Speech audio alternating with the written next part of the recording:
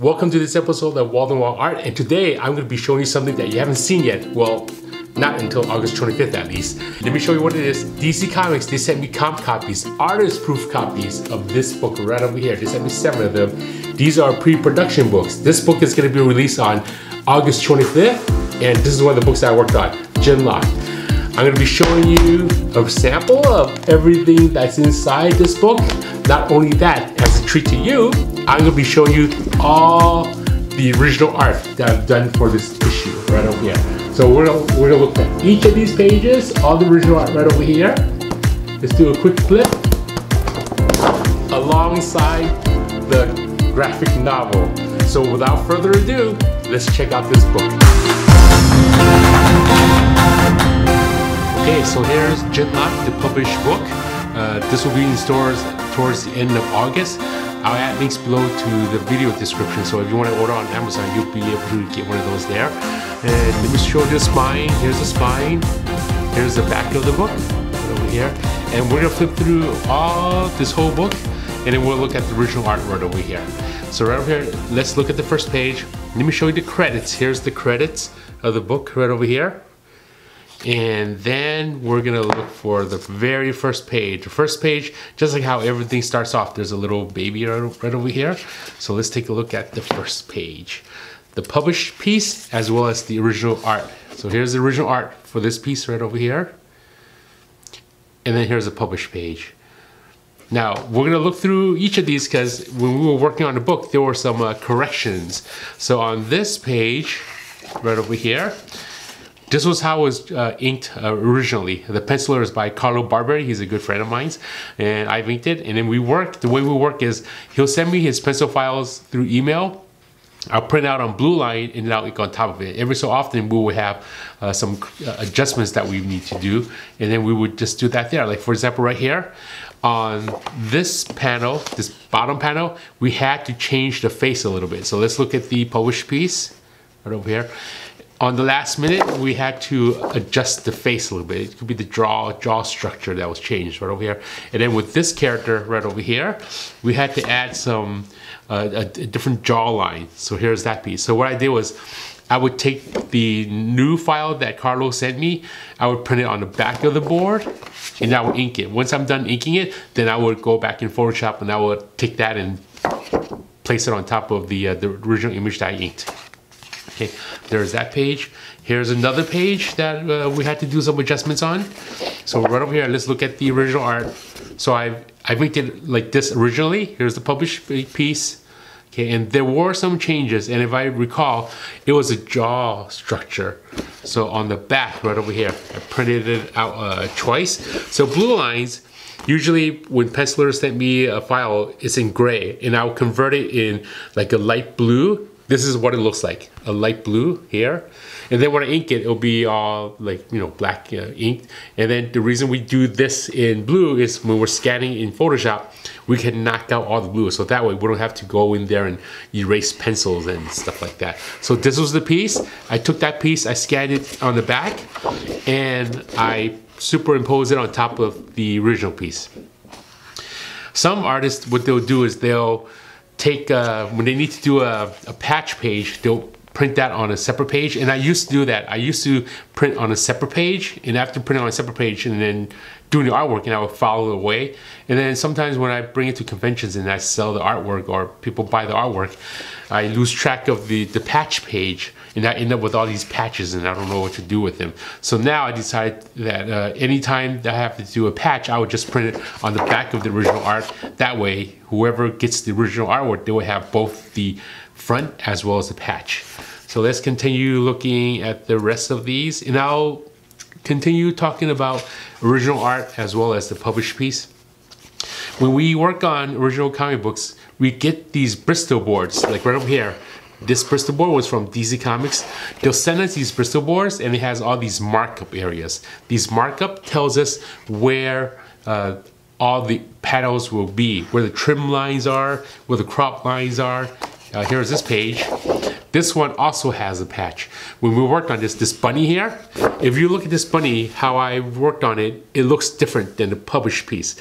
Now, this at the last minute, Rooster Teeth, the company that owns these characters, they wanted to adjust the head after we were done working on it. So I got the new file, I inked it on the back, right over here, and then I would take that image and superimpose it.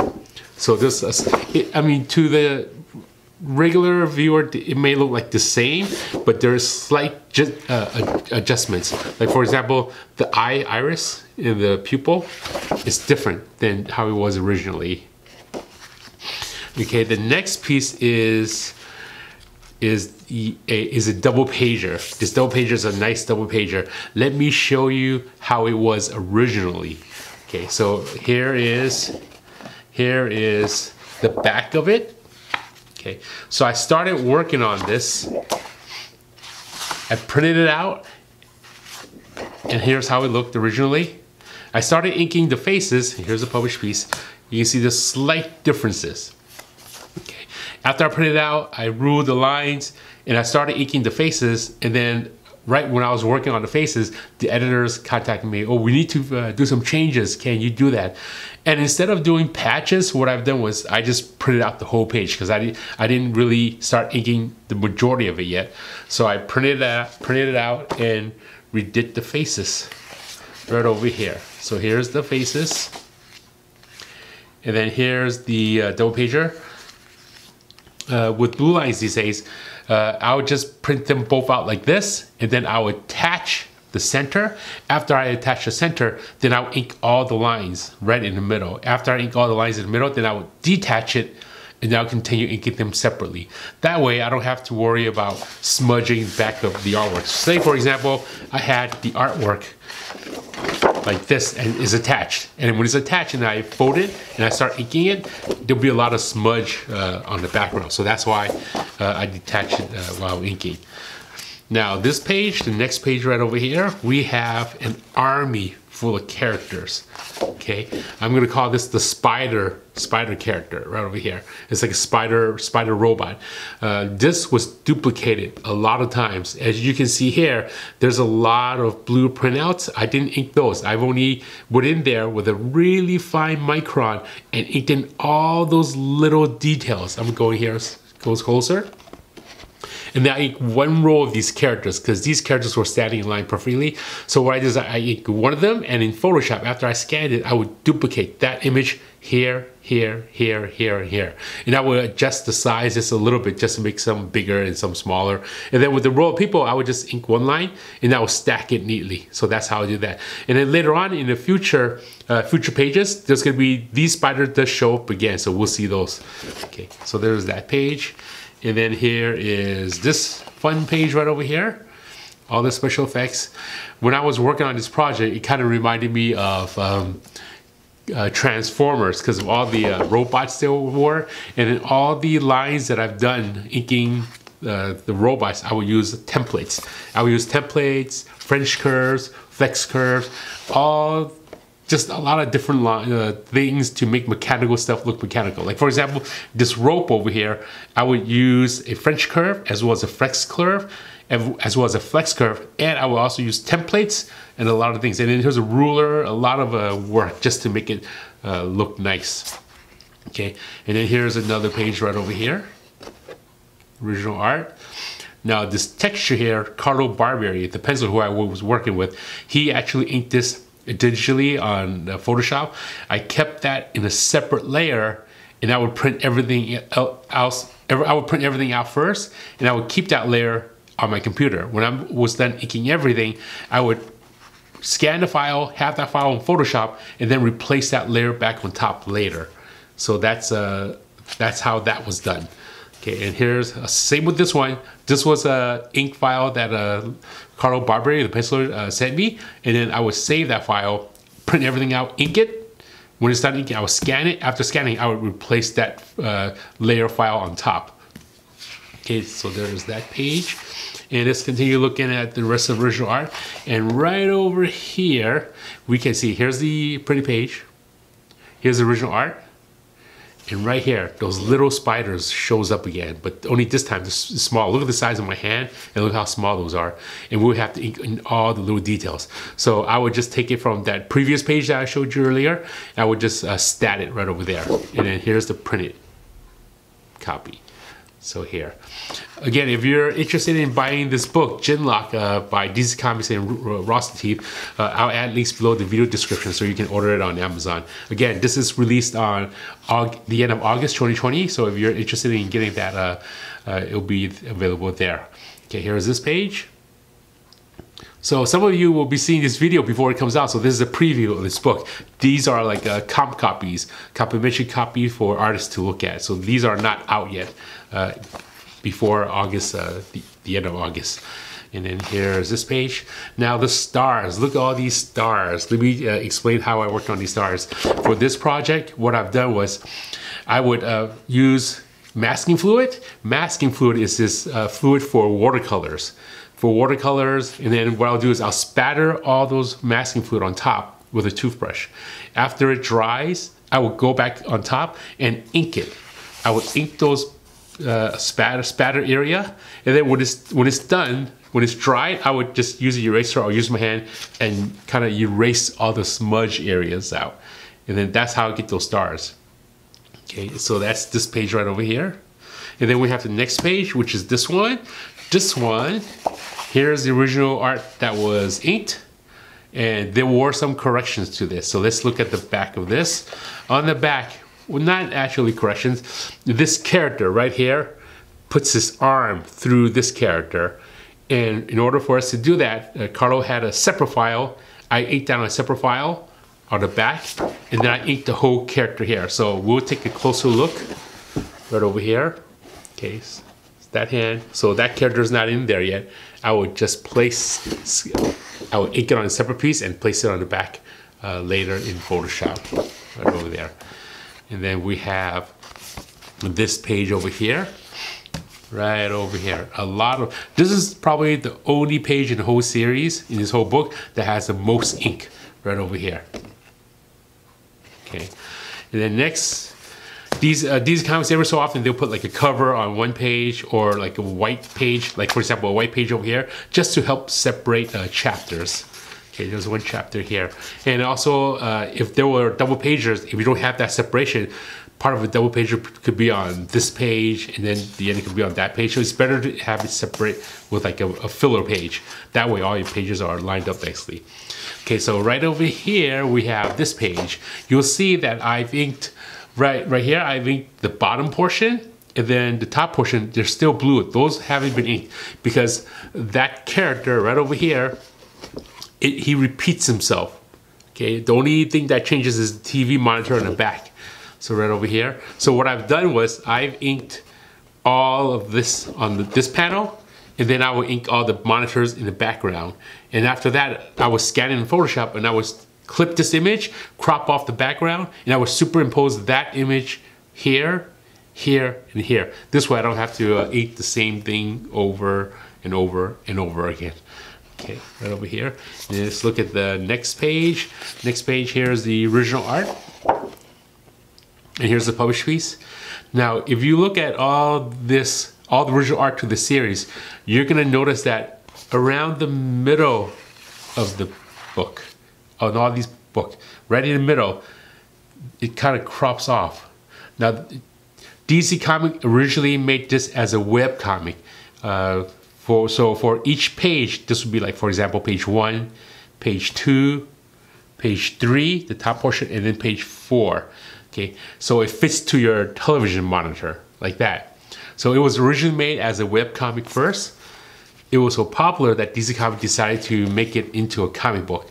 So each of these, for each issue, was considered one page, but for the web comic, it was considered 2 pages. So it was made into a web comic first, and then later it was made into a regular comic book. Right over here, you see that line right here? See that separation? Okay. So when viewers who are looking at the webcomic, they will look at it, and then they will just click next page, and we'll just go to this page, and then that one, and that one. Okay, and then here's the original art to this, right over here. Then let's take a look at the next page. So the next page we have, let's see what we have. Here's the published book. Here is the original art. I inked it like this originally.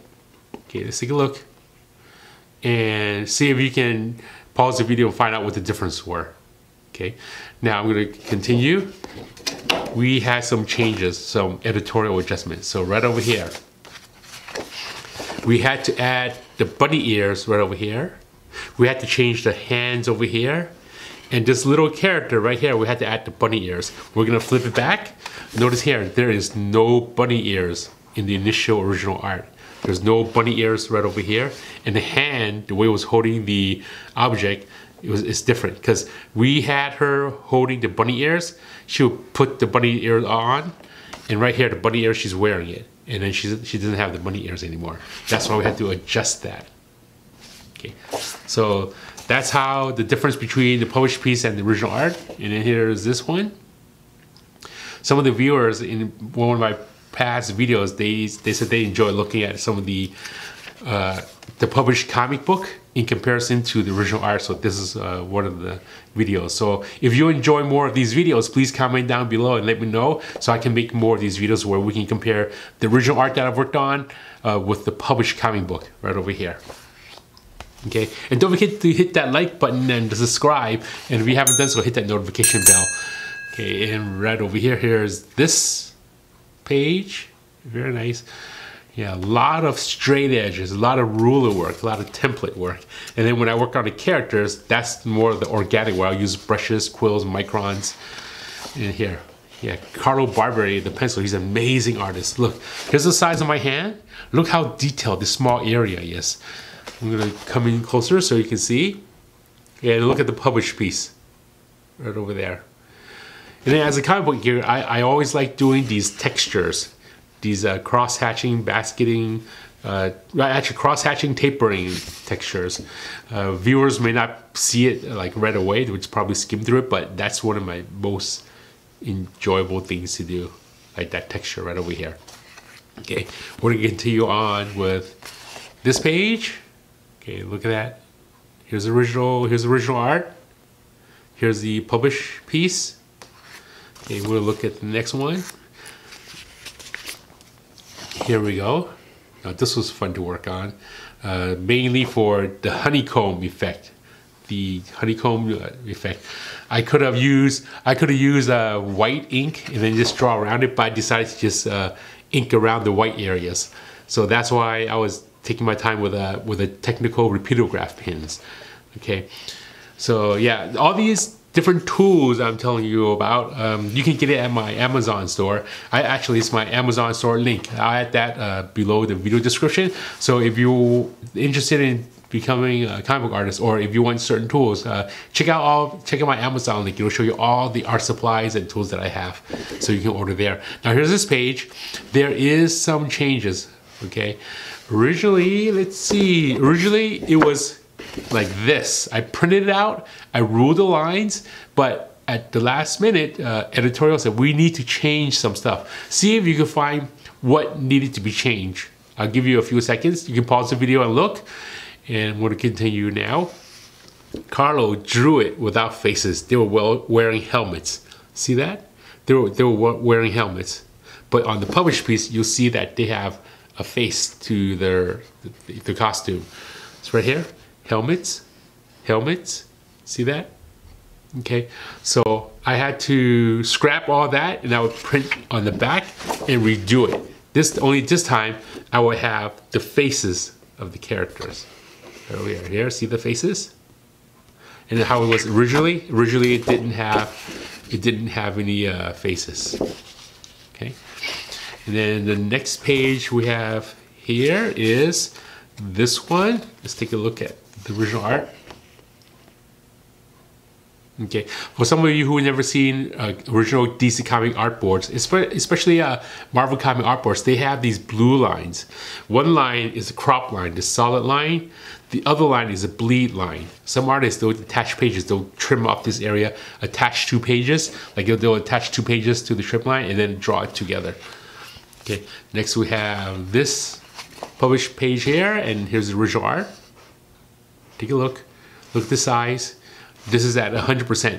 Now, when we work on original artwork, this artwork is 11 by 17. Actually, let me talk about this piece right here. So here is this piece of double page spread. Here's the published piece.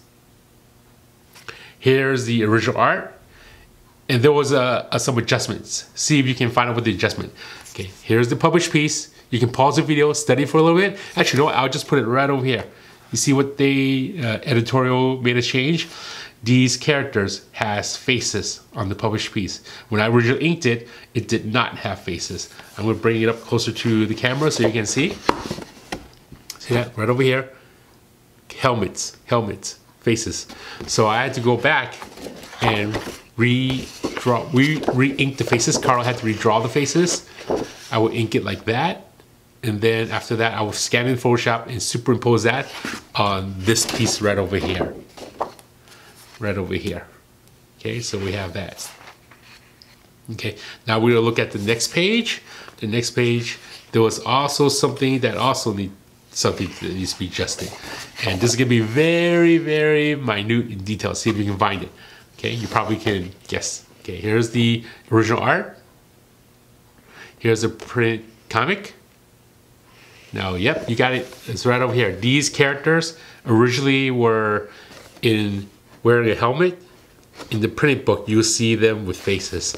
And on the back, I would just print what Carl sent me, those small little faces right over here. See that? And then I would superimpose that on Photoshop and place it on the original artwork. Okay, so back to what I was saying about the original art. DC Comics will send us these Bristol boards and we will work on it. This is 11 by 17 in size. When we're done working on the comic book, we would scan this at 11 by 17. I would have a full-size scanner. Most people, they would have a smaller scanner that's half a size. When I first started working in comics, I didn't really have a full-size scanner. I would scan the top portion, and I would scan the bottom portion later, and I would use Photoshop and I would piece them together. That would take a lot of work. But with a full-size scanner, we just click it once and we'll scan the whole page. And after scanning the whole page, we'll just save the file. And when we're done, okay, so right here, that's our portion of the work. So Carlo and I, we worked on this portion, and then there was a different art team that worked on this portion. So I'm gonna quickly skim through those pages because Carlo and I, we didn't really work on those pages. It was a different art team. And then we're gonna fast forward to this chapter right here. It's funny, they didn't really put their name on the spine. They just put Carlo Barberry's name and Walden Wong's name. Kelly and Isaac, they're the writers up here. And we're gonna find those. Let's see where it starts. Okay, so right over here is, right over here. Here's this page. Yeah, so back to what I was saying.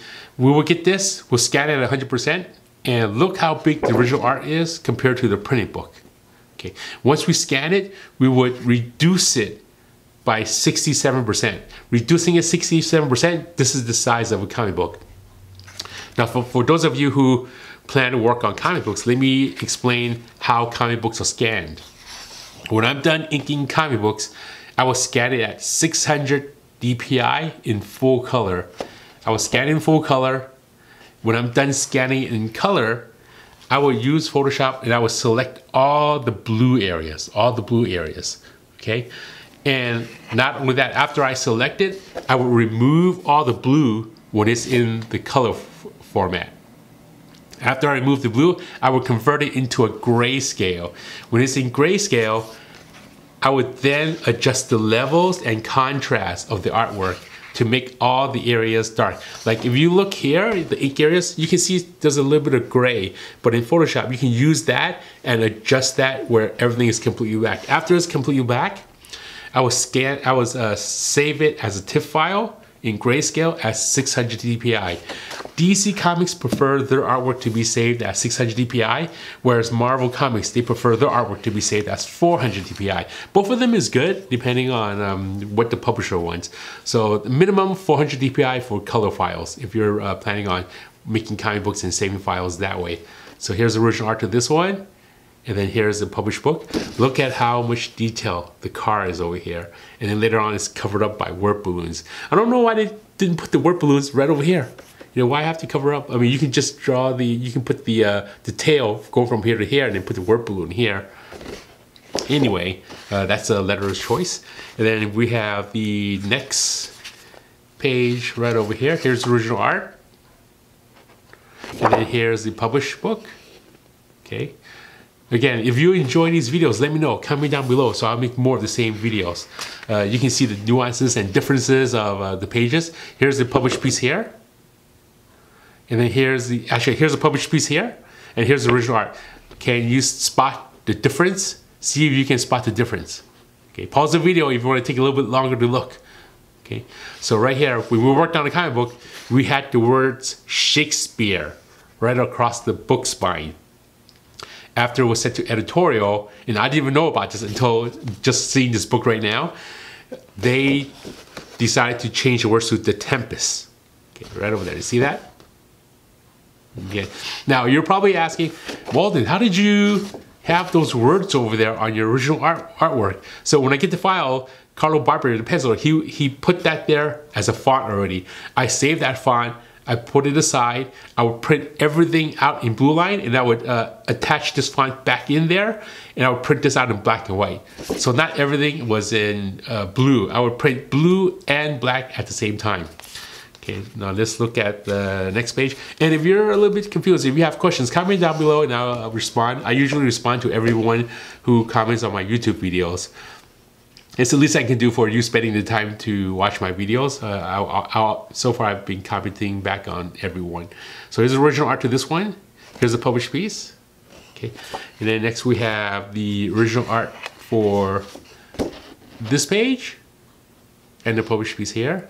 This was inked with a big flex curve, which is a ruler that you can kind of bend in shape and then shape it to the right shape. And then I would use a repeatograph tech pen just to draw that line right over there. Okay. Next page we have here, and here's some of those awesome texturing that I like doing.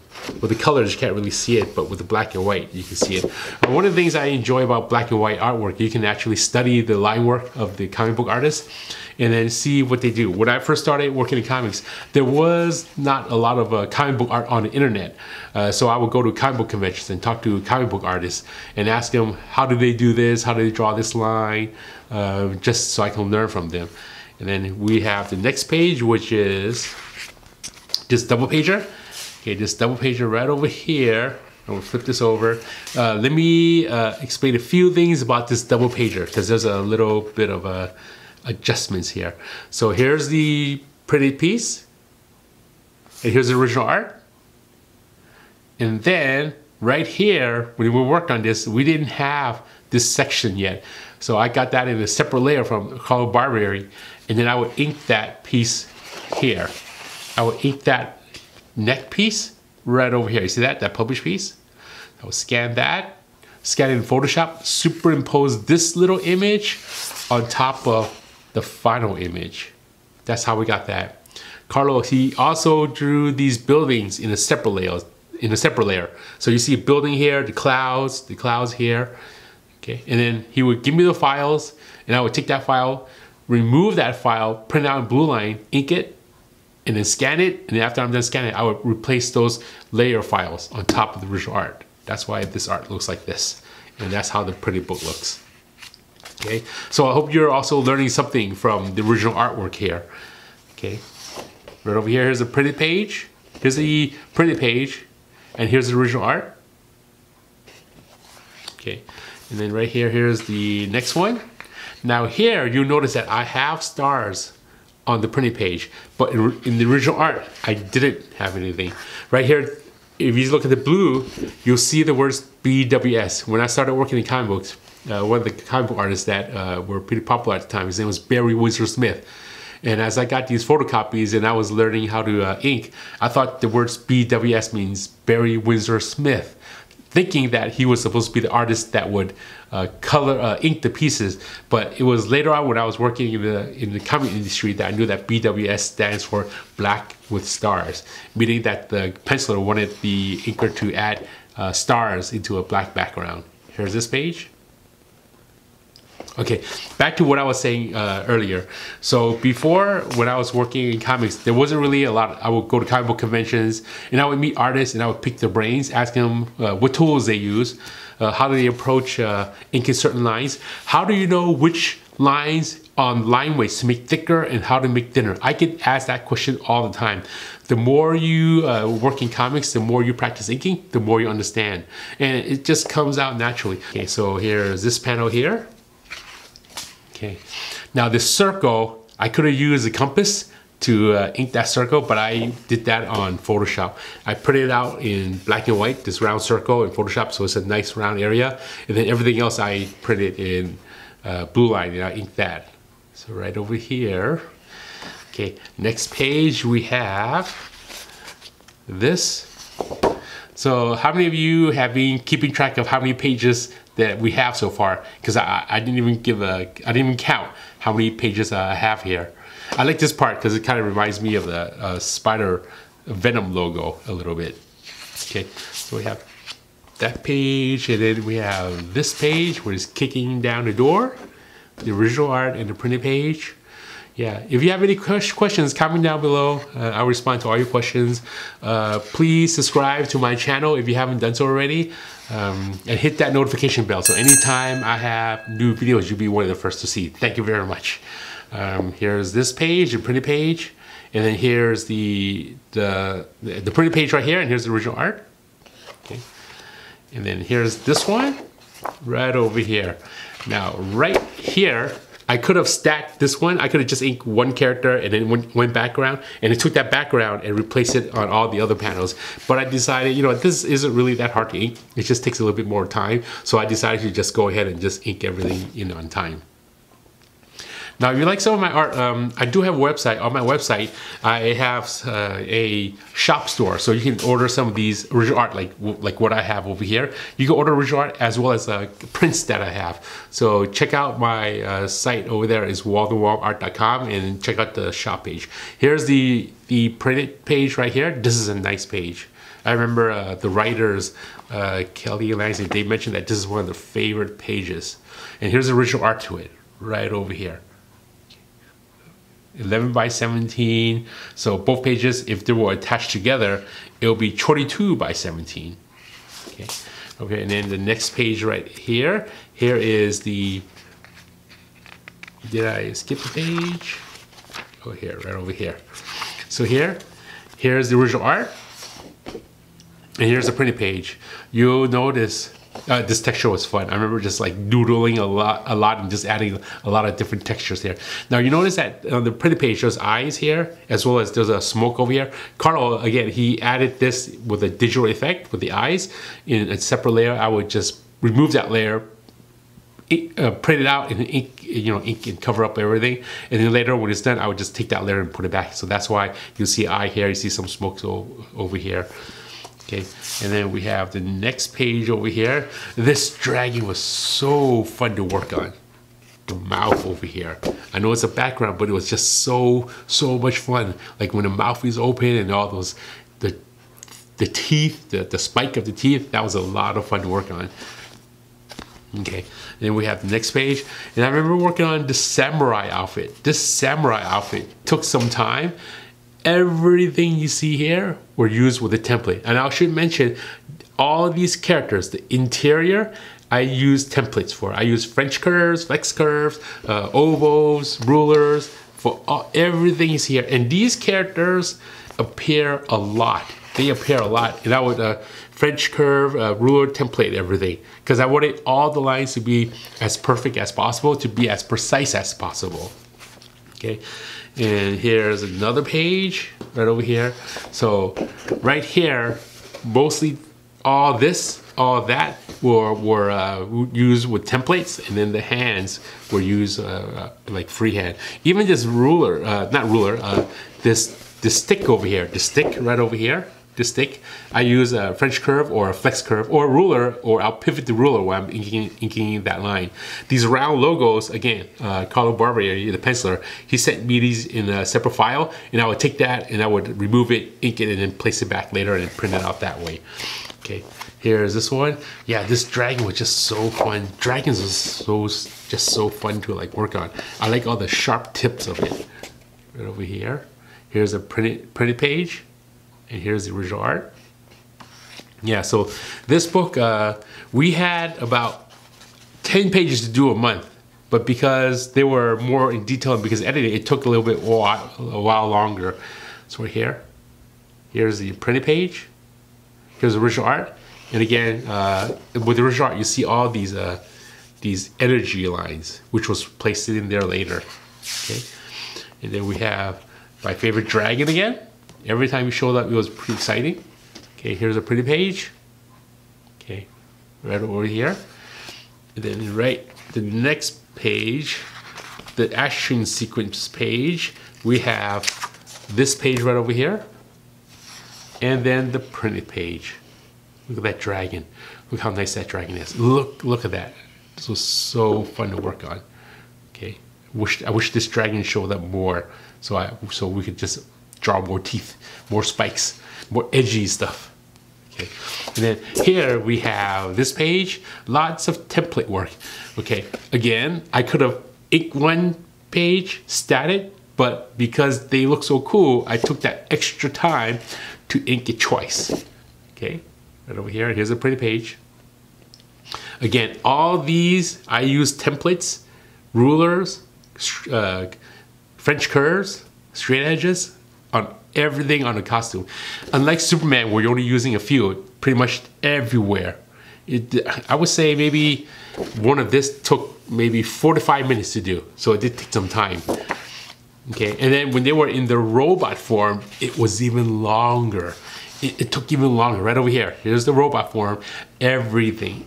Like on this panel, the only thing that was freehand were the robe and then the clouds. Okay, everything here I use templates. And I would think about line weights, how thick a line is, how to vary the line weights, how thin the line is. All these faces, they're all used with template. Maybe once in a while I will do a little bit of freehand for a finger. I will use a quill or a micron, and then right here, but everything is template. It takes a little bit longer, but I think the result looks nicer.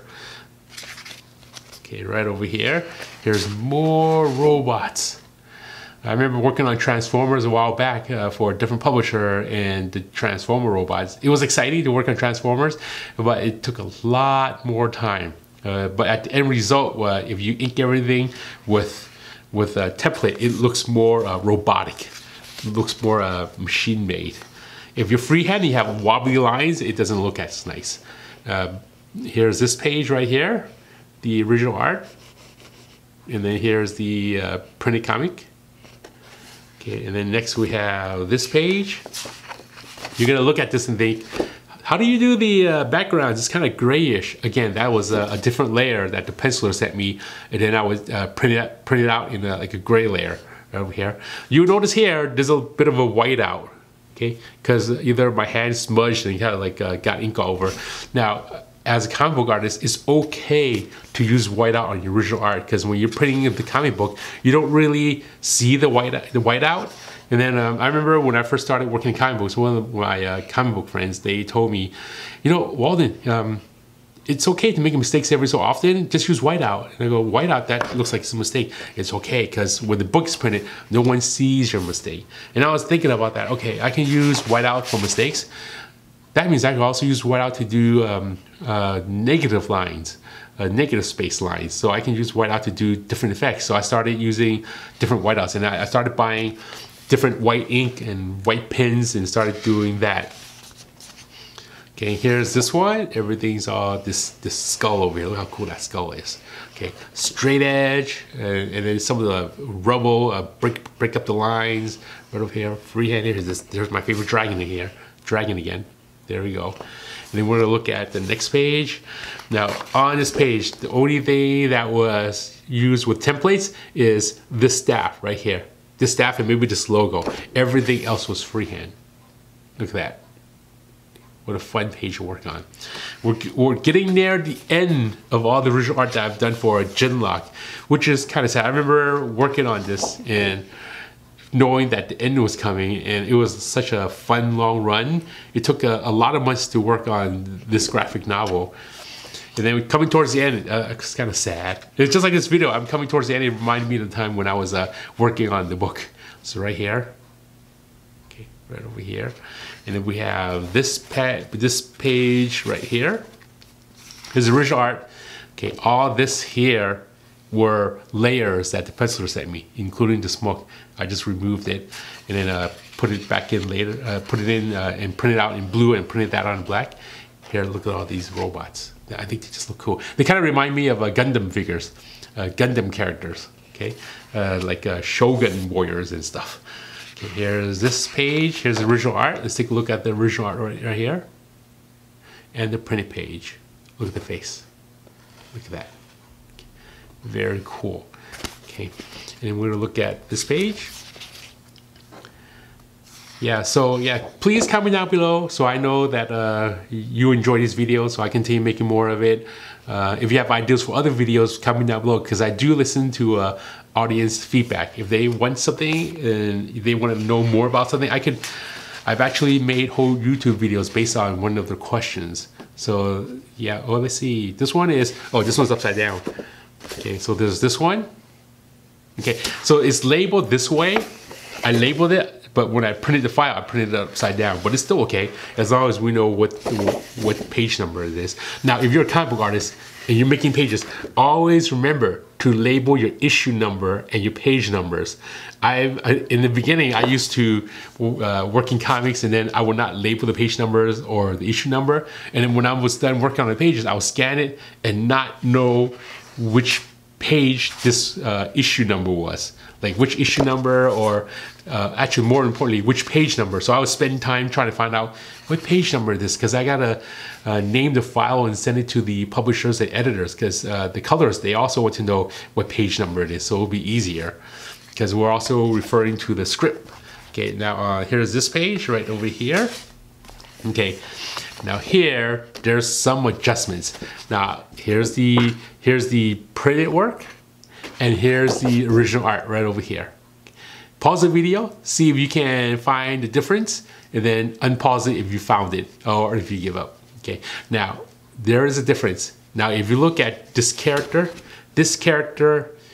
we introduced his mom and dad here, but in the anime, the TV show, Jinlock, we never seen how the mom and dad looks. So Carlo, he drew it looking like this, like more older couple. And here's a couple. But when we turned into artwork, Rooster T said we want them to look more young. So right here, we did it. Right here, they're more hip. Dad has a headset on, he's wearing black vest and then shorts. And then here's mom right over here. And I would ink that, scan it, and then superimpose it on top of the original art that we worked on. So here it is. Okay. Check that out. Okay, now we got the next page, almost towards the end. So thank you for staying here with me for so long. I do hope you enjoyed this video. Okay, right over here, here's the spaceships. I could have inked one of the spaceship and duplicated, but you know, it's only a few spaceships, so might as well just do it by hand. Here's a printed book. Here's the original art. You'll be getting ready to hold hands. The hand part was so important. I concentrated on each nudge and line weight on the fingers. Okay, because that was an important scene right here. Okay, and then they're holding each other's hand. Okay, and then we have this page right here. Okay, a lot of backgrounds were done with Photoshop. Penciler did that in Photoshop, and then sent me in layers. Again, the same thing. Okay, when I ink glass, I like breaking up the lines that are inside the glass, so it looks like you're seeing through the glass right over here. And then we have this page right here. Here's this page. Here's the original art. Here's a pretty piece. Look how happy this little rabbit is. How cute. Okay, here's the sun.